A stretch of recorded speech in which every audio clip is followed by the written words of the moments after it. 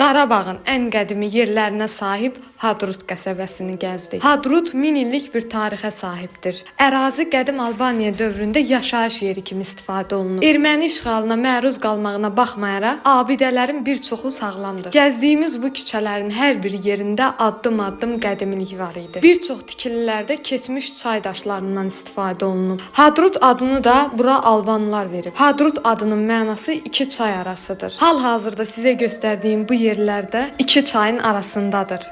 Albanlara aid bu kilsədə dövlətimiz tərəfindən abidə kimi qorunub saxlanılır. Erməni işğalından əvvəl baxımsız qalan bir çox yerlərdə hal-hazırda abadlaşdırmağa çalışırlar. Hadrut günü-gündən gözəlləşir və abadlaşdırılır. Hadrut böyük bir qəsəbədir və hal-hazırda da köçlər davam edir. Əlimdən gələn qədərini sizlərə çəkib göstərdim. Düzünü desəm, canlı buralarda gəzmək başqa bir hissdir. Uzun-uzun videolarım oldu. Sizə isə bir dəqiqəsini paylaşa bildim. YouTube-da rahat baxasınız deyə uzun vlog şəklində yerləşdirəcəm. YouTube səhifəmizi isə aşağıdan qeyd edəcəm. İzləyə bilməyənlər üçün bunun davamını yaxın zamanda səhifəmdə paylaşacağam. Videomu bəyəndinizsə bəyənib bu kimi videoların davamı üçün səhifəmi izləməyi unutmayın.